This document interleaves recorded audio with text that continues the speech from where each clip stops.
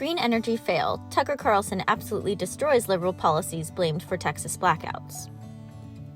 Winter storms in Texas have knocked out the power for millions of people. Now, in historically low temperatures, Texans have no heat. They have no hot water. In some parts of the state, they don't even have clean water. It's terrible.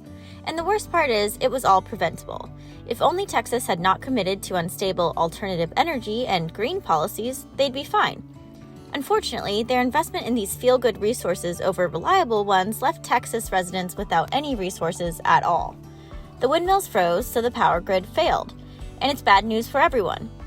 On Monday, Tucker Carlson ripped into the left for the failures that should have been expected with their short-sighted plans for energy. Just watch. Well, the Green New Deal has come, believe it or not, to the state of Texas. And we're here with the report. How's it working out so far? Well, the good news is all that alternative energy seems to have had a remarkable effect on the climate, as intended. Last night, parts of Texas got to temperatures that we see in Alaska. In fact, they were the same as they were in Alaska. So global warming is no longer a pressing concern in Houston. We've solved that problem. The bad news is they don't have electricity. The windmills froze, so the power grid failed. Millions of Texans woke up to boil their water because with no electricity, it couldn't be purified. The ironically named Electric Reliability Council of Texas, which oversees the grid, had no solution to any of this. They simply told people to stop using so much power to keep warm. So in Houston, hundreds of shivering Texans headed to the Civic Center like refugees to keep from freezing to death. Some people in Texas almost certainly did freeze to death today. That's what happens when it gets that cold. Later this week, we'll learn just how many more were killed by carbon monoxide poisoning as they tried to keep warm with jury-rigged heaters and barbecues and car exhaust. That happens every time. When the power goes out, even advanced societies become primitive and dangerous. People die. We've seen it happen repeatedly in California for years now. Rolling blackouts in a purportedly first world state that is slipping steadily into chaos. But in Texas? Who saw that coming? And not just because Texas is mostly Republican. If there's one thing you would think Texas would be able to do, it's keep the lights on. Most electricity comes from natural gas, and Texas produces more of that than any place on the continent. There are huge natural gas deposits all over Texas. Texas is an oil and gas state, famously. Running out of energy in Texas is like starving to death at the grocery store. You can only do it on purpose. And Texas did. Rather than celebrate and benefit from their state's vast natural resources, politicians took the fashionable route and became recklessly reliant on so-called alternative energy, meaning windmills. 15 years ago, there were virtually no wind farms in Texas. Last year, roughly a quarter of all electricity generated in the state came from wind. Local politicians were pleased by this. They bragged about it like there was something virtuous about destroying the landscape and degrading the power grid. Just last week, Governor Greg Abbott proudly accepted something called the Wind Leadership Award, given with gratitude by a company getting rich from green energy. So it was all working great until the day it got cold outside. The windmills failed, like the silly fashion accessories they are, and people in Texas died. A lot more of them than died at the Capitol on January 6th, by the way, just for reference. Now, we're telling you all of this not to beat up on the state of Texas. It's a great state, actually. But to give you some sense about what's about to happen to you, to every state. And we're not speculating on that. Here's the new president explaining his plan. In my view, we've already waited too long to deal with this climate crisis. We can't wait any longer. That's why I'm signing today an executive order to supercharge our administration's ambitious plan to confront the existential threat of climate change. It is an existential threat. Just reading the script. Climate crisis, existential threat, ambitious plan. You hear those phrases a lot, and you'll notice that they are all suspiciously non-precise. So what do they mean for you? Well, they mean higher energy prices for starters. Gas is already up, in case you haven't noticed. Electricity will follow. Higher costs hurt the weakest. Inflation always does. But it's worse than that. Green energy inevitably means blackouts. And someday that may change as technology progresses. But as of right now and the current state of technology, that is true. Green energy means a less reliable power grid, period. It means failures like the ones we're seeing now in Texas. That's not a talking point. It's not a political slogan. We're not taking money from ExxonMobil to say it. Again, that is true. It's science. So, of course, they're denying it. Here's a new climate czar taking a quick break from spewing carbon in his private jet to lecture the rest of us about a topic he personally knows nothing about: private sector jobs and how more windmills are going to generate tons of them. And the President of the United States has expressed in every comment he has made about climate the need to grow the new jobs that pay better, that are cleaner. That, I mean, you look at the consequences of black lung for a miner, for instance, and measure that against the fastest growing job in the United States before COVID was solar power technician. Similarly, you have the second fastest growing job pre-COVID was wind turbine technician. This is happening. This is happening. So hear us, please, America's mistreated working class. John Kerry has a plan for you. Settle down. John Kerry's here. Now, the old plan, you'll remember, was coding. They were going to learn to code. All the guys in pickup trucks were going to run the internet after we sent their jobs to China. That was the plan. Learn to code. Guys in T-shirts. In the end, of course, we just imported people from China to code. So that didn't actually happen. But John Kerry has another idea.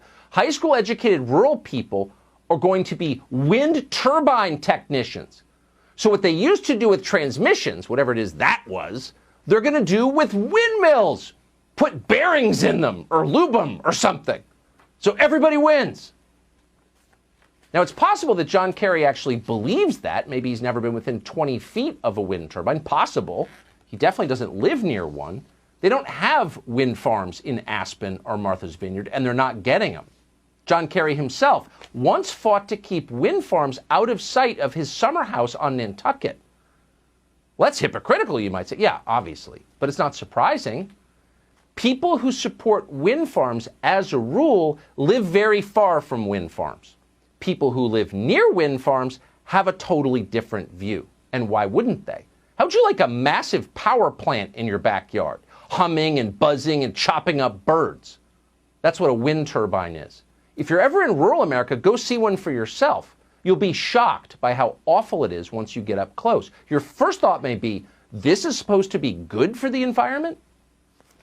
Wind farms are one of those ideas you can only support if you don't know too much about them. And maybe that's why there's never been mass popular support for them. No large group of citizens has ever demanded that some Goldman Sachs-backed company destroy the natural environment with Chinese-made windmills that don't work when it's cold out.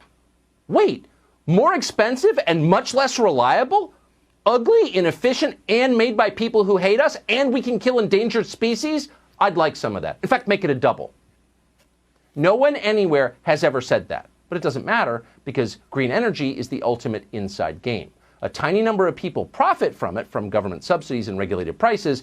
Everyone else gets a moral lecture about climate change. And anyone who complains about any of it gets called a Nazi by Cory Booker. Watch. There's a lot of people now that are blowing back on the Green New Deal. They're like, oh, it's impractical. Oh, it's too expensive. Oh, it's all of this. If we used to govern our dreams that way, we would have never gone to the moon. And when the planet has been in peril in the past, who came forward to save Earth from the scourge of Nazi and totalitarian regimes? We came forward. Oh, it's impractical, mocks a guy who's literally never had a job. Except your windmills, bigots. You hear that a lot. You're about to hear it a whole lot more. The problem is that demagogues like Cory Booker have no earthly idea what a wind farm is. They don't know how to run a power grid or anything else for that matter. They talk, they brag, but they don't build anything, much less fix or maintain it, because they can't. They have no skills. And if you don't believe that, take a look at what they have done to our cities. Not a single major American city is prettier or more functional than it was in 1950. 70 years ago. The parks that previous generations so lovingly built are filled with vagrants and junkies. The monuments they constructed are covered with spray paint. Public transportation is a disgrace. It's filthy. The streets are dangerous. Are you really surprised that Cory Booker was once the mayor of Newark, New Jersey?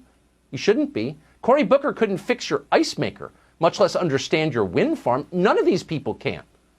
It's bad enough that they control the sociology department over at your local community college, but the power grid? No way. They can't get within 100 yards of it. Remembering Rush Limbaugh, top moment of the radio icon. Rush Limbaugh was a lot of things: a conservative trailblazer, an icon, and a reliable source in a fake news world.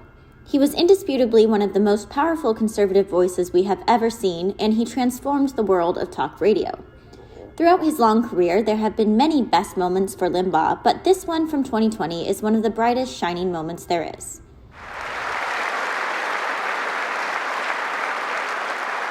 Almost every American family knows the pain when a loved one is diagnosed with a serious illness. Here tonight is a special man, beloved by millions of Americans, who just received a stage 4 advanced cancer diagnosis. This is not good news, but what is good news is that he is the greatest fighter and winner that you will ever meet. Rush Limbaugh, thank you for your decades of tireless devotion to our country.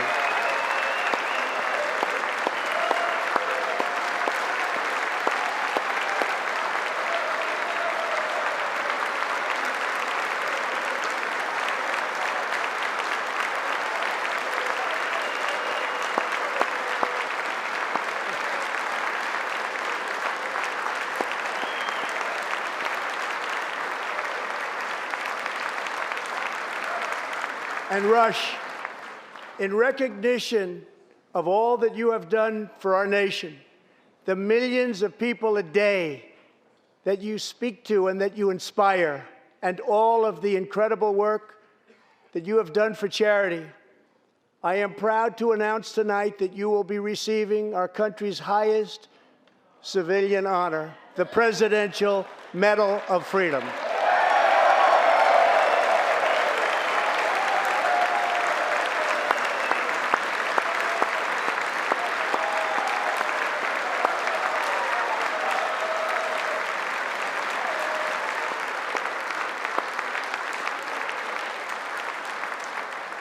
I will now ask the First Lady of the United States to present you with the honor, please.